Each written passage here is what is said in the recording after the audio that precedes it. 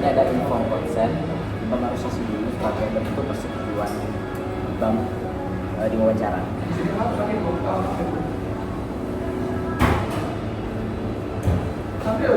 Nanti ya.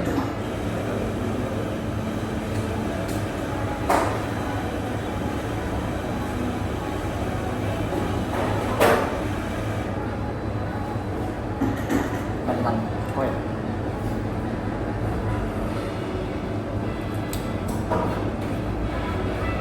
sebelumnya mulai perkenalkan dirinya dulu. Perkenalkan diri Bang. Ya.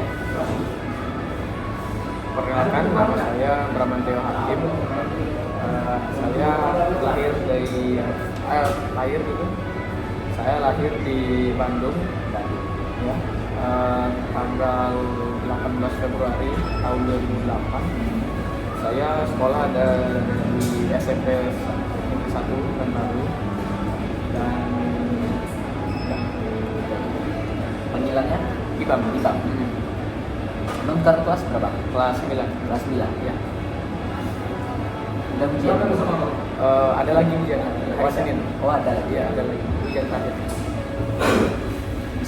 Habis itu udah selesai. Udah. Rencana lanjut mana? Pengennya sih ke SMA 1. SMA 1. Iya, pengen. Oke. Silakan ke pertanyaan ya. Tentang sekolah IBAM juga. Pertama, bagaimana perasaan Anda apabila orang lain maupun teman-teman memiliki pengalaman atau ilmu yang lebih banyak dari Coba diulang lagi.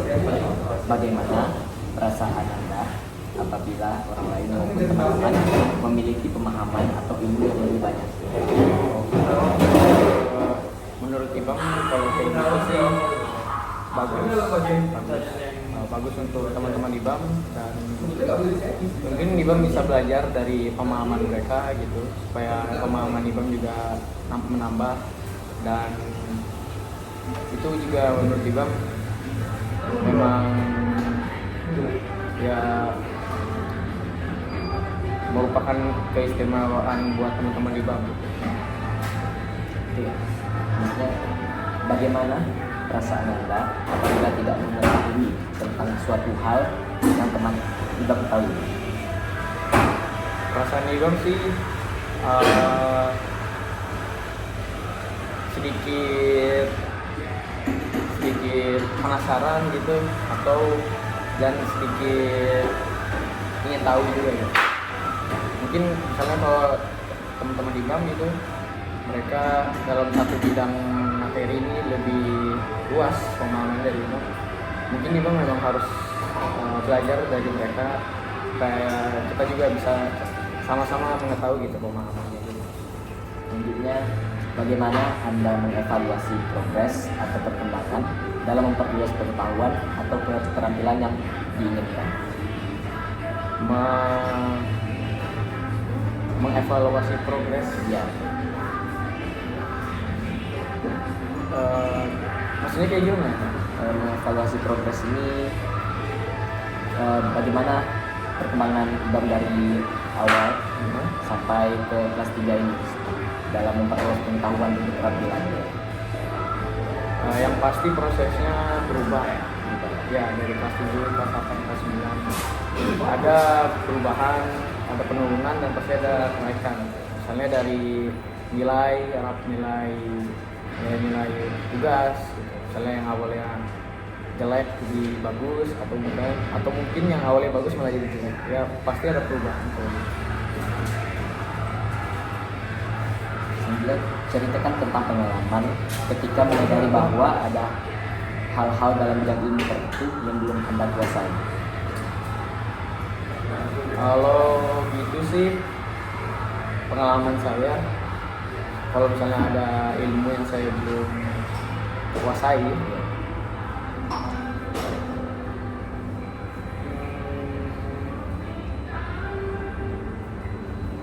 ya jelas pasti saya terpengaruh gitu. Misalnya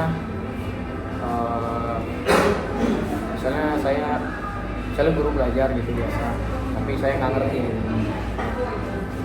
pasti saya kan jadi bingung, terutama misalnya pelajaran matematika gitu. Soalnya kan saya memang kurang paham gitu kan. Jadi pengalaman saya sih kalau gitu saya minta ke kawan gitu, minta jawaban, minta pemahaman gitu, kadang-kadang gitu. Oke. Selanjutnya, bagaimana Anda merespon ketika menemui batasan dalam pemahaman atau penguasaan terhadap suatu bidang ilmu tertentu? Kalau itu mungkin saya, kalau memang sudah ada batasannya, ya mungkin saya begitu aja sih sementara gitu. Kan tadi soalnya kan batasan terhadap apa sih, pemahaman. Ya, pemahaman. Mungkin harusnya ya, mungkin harus belajar lagi atau cari lebih tahu. Namun kalau saya, kalau ada batasan dari suatu pemahaman, ya saya ngikutin aja. Iya. Selanjutnya, bagaimana Anda mendeskripsikan kondisi dan kualitas fasilitas yang ada saat ini di sekolah? Ya pasti saya gunakan dengan baik-baik ya. Pertama, misalnya toilet sekolah, fasilitas toilet sekolah itu pasti saya gunakan dengan baik-baik, tidak melakukan vandalisme seperti mencoret-coret atau menghancurkan gayung lah, ember atau itu. Saya pasti tidak melakukan seperti itu. Selanjutnya, bagaimana keterbatasan fasilitas mempengaruhi kenyamanan dan produktivitas? Oh, Ini ada ya. pasti ada. Kalau gitu sih di sekolah Ibam sih setiap toilet, terutama toilet. Kalau gitu toilet mungkin fasilitasnya kurang nyaman, jadinya mungkin karena toiletnya tuh pintunya tuh kadang sudah didobrak-dobrak sampai hancur pintunya. Nah, terus ada juga ember yang dipukul terus bocor ya gitu aja sih. Sama mungkin ada yang misalnya habis BAB, BAK tapi nggak disiram gitu.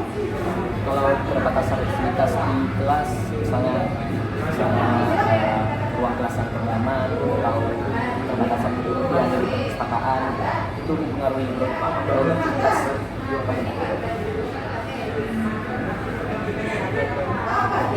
Bisa dibilang ya bisa membatasi.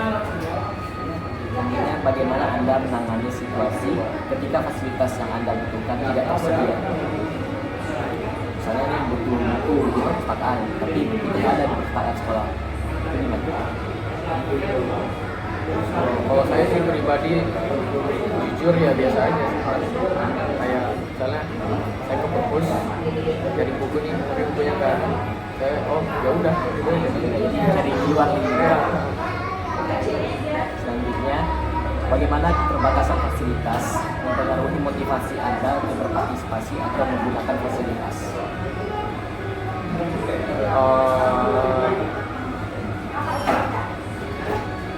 Ini emang pasti mempengaruhi orang-orang ya. Tapi menurut Ibang sih memang harus diperbaiki fasilitasnya. Soalnya kan ya, mempengaruhi untuk apa tadi, Berpartisipasi. berat Misalnya kayak tadi ya, misalnya banyak buku yang nggak ada di perpus, jadinya orang-orang nggak ada yang baca. Ya, jadi kami yang nggak ke perpus, malas kerjanya nggak ada gitu. Ya kalau masalah yang ada di perpus mungkin selama ini yang anak-anak bisa baca, jadi orang-orang banyak yang berpartisipasi melakukan aktivitas. Ya, berarti nggak mempengaruhi motivasi ya. Berarti walaupun kurang, kamu tetap ke sana. Iya. Selanjutnya, bagaimana Anda menentukan tingkat intensitas belajar yang tepat untuk mencapai tujuan atau pencapaian? Coba diulang lagi dong. Bagaimana Anda menentukan tingkat intensitas belajar yang tepat untuk mencapai tujuan atau pencapaian tertentu? Meningkatkan intensitas belajar. Iya. Maksudnya Misalnya kamu incarnya juara 1. Nah, jadi kamu meningkatkan intensitas belajar kamu. Misalnya yang biasanya seminggu seminggu misalnya 3 kali belajarnya di rumah jadi 5 atau 7 kali. Itu sih jawabannya memang sesuai tujuan kita. Kalau kita kayak tadi itu mau juara 1 atau juara ranking, ya emang harus diperbaiki gitu. Dengan cara belajarnya lebih giat, kurangi main-main gitu. Selanjutnya, bagaimana Anda menyeimbangkan intensitas belajar dengan aspek lain dari kehidupan Anda? Misalnya main sama teman atau bikin tugas yang lebih dekat.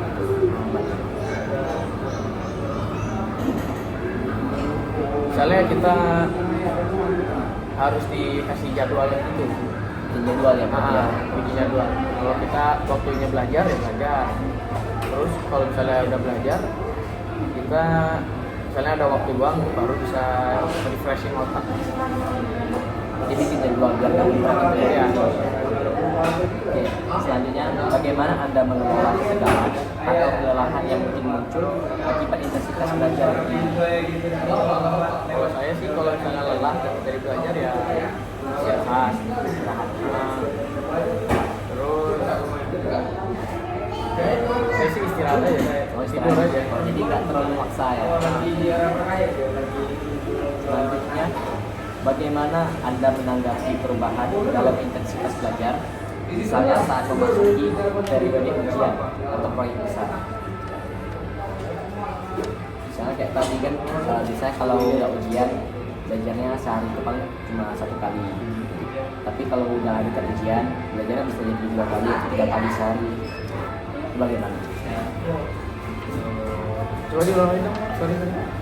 Bagaimana Anda menanggapi perubahan dalam intensitas belajar, misalnya memasuki periode ujian?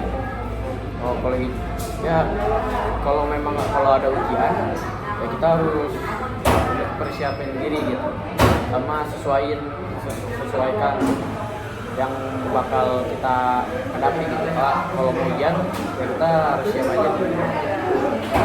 Penting nggak masalah jadi perubahan ya. Selanjutnya, bagaimana Anda menyampaikan pentingnya intensitas belajar yang tepat pada orang lain, terutama kepada teman sekolah? Menyampaikan intensitas belajar Ya, yang tepat. Menyampaikan pentingnya intensitas belajar pada teman. Soalnya kalau juga ngasih tahu temen nih ya, kayak pentingnya belajar kayak gitu Ya, caranya kayak gimana ya. mungkin dengan cara kalau misalnya ada suatu mata pelajaran atau materi nih yang misalnya luas wawasannya gitu, ya mungkin kita bisa kasih tahu teman-teman gitu kayak ini materinya, atau ngajarin mereka aja gitu supaya mereka juga bisa ngerti bareng-bareng. Selanjutnya, bagaimana Anda merespon atau menanggapi perasaan takut ketika menghadapi situasi ujian?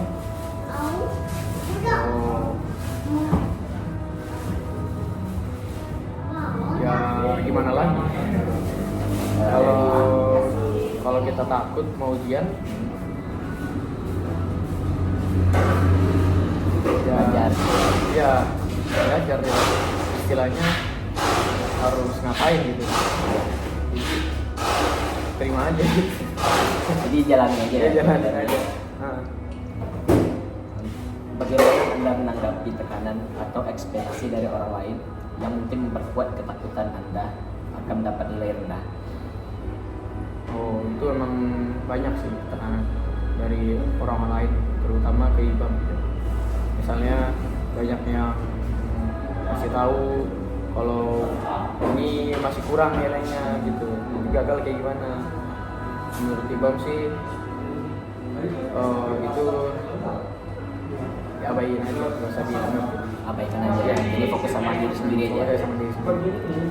Selanjutnya, bagaimana Anda menanggapi situasi di mana Anda harus menghadapi penilaian atau ujian yang penting bagi masa depan Anda? Kalau itu memang penting untuk masa depan kita emang harus sungguh-sungguh buat belajar. Itu kan untuk masa depan, untuk menghadapi masa depannya. Itu memang harus dibawa sungguh-sungguh kalau masa depan. Selanjutnya, mengapa Anda merasa takut jika mendapat nilai yang rendah? Ya mungkin dengan tekanan karena nilainya rendah itu tuh bisa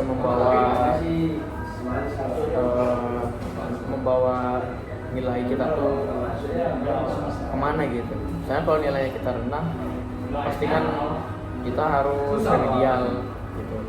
Pasti kan karena remedial itu nilai kita kan jadi rendah gitu. Jadi kalau kita gabungin nilainya, pasti nilainya nggak akan tinggi. Jadi kalau gitu sih ya memang harus diusahain aja. Takutnya berpengaruh ke hal-hal yang lainnya. Iya. Selanjutnya, bagaimana menurut Anda mengenai orang yang memiliki rasa takut akan mendapat nilai rendah? Sama kayak yang pertanyaan tadi, tapi ini Orang lain. orang lain. Kalau orang yang takut sih sama orang lain ya, yang takut sama nilainya rendah, ya mungkin kita dengan yang terbaik kita motivasi mereka aja gitu, semangat gitu, jangan putus asa gitu. Bantu motivasi. Biar merekanya sedikit nggak takut. Bagaimana Anda menanggapi situasi di mana Anda merasa ingin bersaing? Yang pasti kita menanggapi situasi itu dengan sportif gitu. Misalnya ada yang pintar nih, terus kita juga pintar gitu. Pasti kita kan kayak ada saingan nih. Pasti kita tuh harus berkompetisi aja gitu, baik-baiknya. Bagaimana Anda memahami perbedaan antara bersaing untuk tujuan yang positif dan bersaing untuk tujuan yang negatif? Coba dulu. Bagaimana Anda memahami perbedaan antara bersaing untuk tujuan yang positif dan bersaing untuk tujuan yang negatif? Kalau untuk bersaing yang negatif kan pasti itu berkecenderungan yang kurang baik gitu ya. Kalau yang positif misalnya kayak tadi gitu, kayak kita berkompetisi dalam pembelajaran, dalam yang positif, ya mungkin itu hal yang bagus ya. Cukup keren lagi. Jadi bisa membedakannya. Ya. Bagaimana Anda menangani perasaan cemburu atau iri hati saat melihat kesuksesan dari orang lain dalam situasi persaingan? Kita kalau masalah itu kita harus memang introspeksi diri aja ya. Kita jangan terpengaruh gitu dari orang lain. Karena kalau kita mikirin orang lain terus kita sendiri bakal memang susah. Soalnya kita mikirin orang lain dari kita terus. Introspeksi ya. Iya. Nggak harus ini. Oke. Selanjutnya, bagaimana Anda menilai keberhasilan Anda dalam situasi persaingan? Menilai keberhasilan saya maksudnya misalnya kamu lagi bersaing sama teman dan kamu merasa wah berhasil nih. Nah, itu tolak ukur berhasil itu gimana?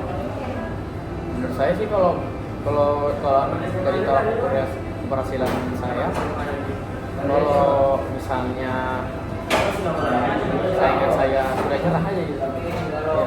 Sudah nyerah? Ya, jangan nyerah lah. Kalau saya misalnya sedikit lebih tinggi dari saingan saya, itu saya udah Jadi udah kelihatan progresnya. Bagaimana perasaan Anda ketika berhasil dalam mencapai tujuan yang Anda tetapkan melalui persaingan?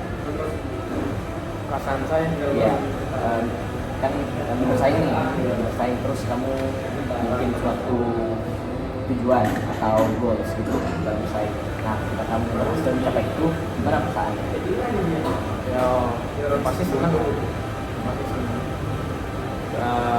Tapi kita juga harus jangan ke bawah suasana juga. Ini kan kita misalnya kalau berhasil itu bukan artinya kita udah tamat, masih ada jalan, masih ada apa perjalanannya lagi. Jadi nggak terlarut dalam Ya. kebahagiaan gitu ya. Ya, bagaimana Anda menanggapi perasaan kekecewaan atau frustasi ketika tidak mendapat nilai yang sesuai dengan harapan?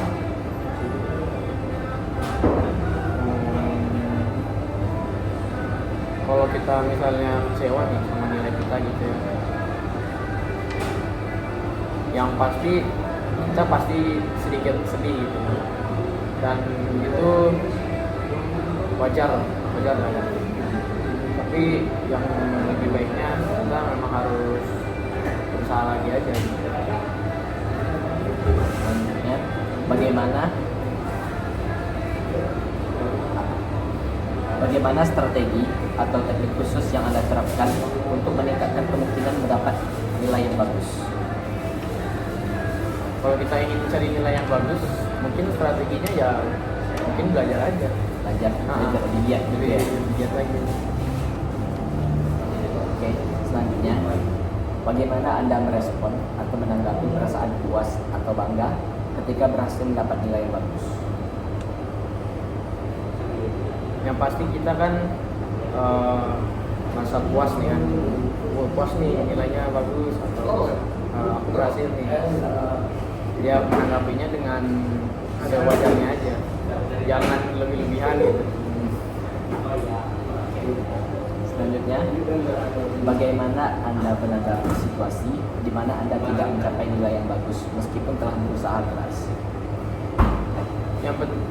Menurut saya kalau kita sudah berusaha keras nih, berusaha keras banget, tapi kita gagal gitu Ya, yang pasti kita memang harus jangan nyerah gitu. Tapi saya percaya kalau kita memang berusaha semampu kita mungkin, kita pasti bakal berhasil. tidak larut dalam kesedihan gitu ya. Selanjutnya, bagaimana cara Anda untuk mempertahankan motivasi dan fokus Anda saat menghadapi tantangan dalam mencapai nilai yang bagus? Kita jangan lupa aja gitu sama tujuan kita, mengapa kita pengen mencapai ini. Kita harus lihat aja kembali, kita tuh harus lihat aja kembali kenapa kita berada di sini aja gitu. Kita harus berusaha lagi lebih keras. Berarti caranya nggak lupa sama tujuan Ya. gitu ya. Selanjutnya, mengapa apresiasi dari orang tua menjadi penting bagi Anda? Yang pasti kalau kita melakukan sesuatu yang membuat orang tua kita mengapresiasi, itu kan memang diperlukan seorang anak gitu, karena itu memboost motivasi dan juga memboost rasa percaya diri. Selanjutnya, bagaimana bentuk apresiasi dari orang tua yang Anda harapkan? Saya dalam bentuk barang atau ucapan-ucapan. Dengan ucapan ayah atau bunda bangga itu udah senang aja. Ya udah cukup aja. Selanjutnya, bagaimana Anda merespon atau menanggapi perasaan bangga dan puas ketika mendapat apresiasi yang diinginkan dari orang tua?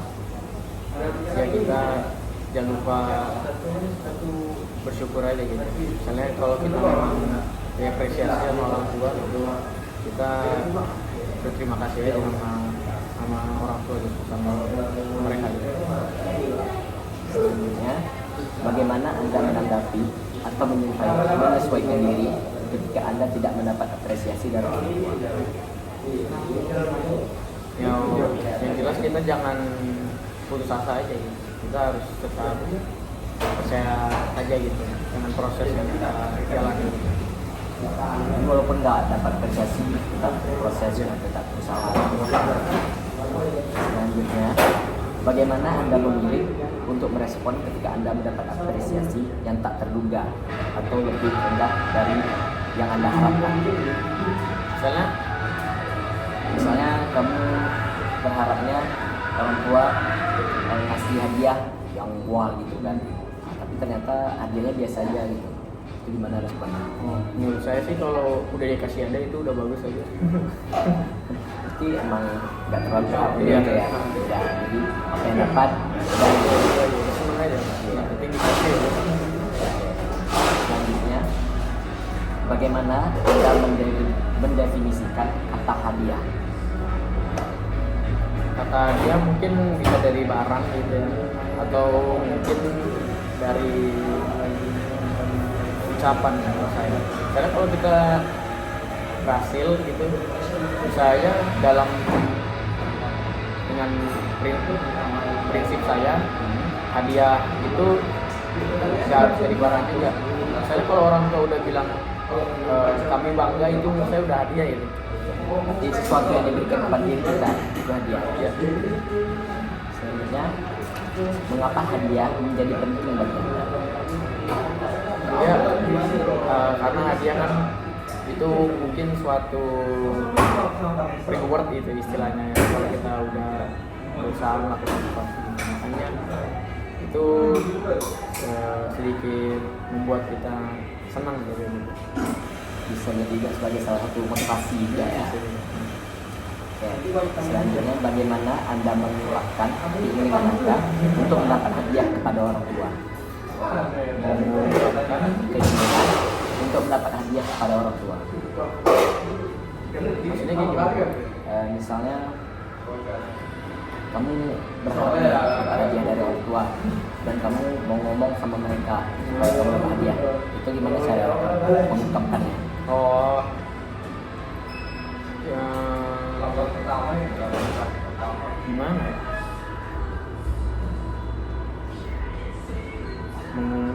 Jadi kita istilahnya ngomong sama orang tua biar dikasih hadiah kayak gitu. Iya. Saya sih pribadi kalau nggak dikasih hadiah juga nggak apa-apa sih. Jadi kalau punya keinginan itu nggak harus diungkapkan gitu ya. Iya. Oke. Selanjutnya, bagaimana Anda memahami perbedaan dalam cara orang lain mengekspresikan atau memberikan hadiah? Tentu kan orang-orang beda cara mengekspresikan dirinya kan. Itu gimana kamu memahami? Yang pasti orang-orang beda kan. Ya. Jadi saya nggak bisa juga nge-komen gitu ya. Itu kan orang-orang memang punya suatu hal yang berbeda gitu, terutama kayak cara ngasih hadiahnya gitu ya. Kalau saya sih netral aja ya saya. Yang netral Iya. Jadi emang kita paham lah orang itu berbeda. Bebas aja. Selanjutnya, bagaimana Anda memperlakukan hadiah yang telah diterima setelah beberapa waktu berlalu? Ya, pasti kita jaga, terutama kalau misalnya hadiahnya barang gitu, kita jaga dengan baik-baik dan jangan lupa ini tuh hadiah suatu usaha kita yang kita lakukan.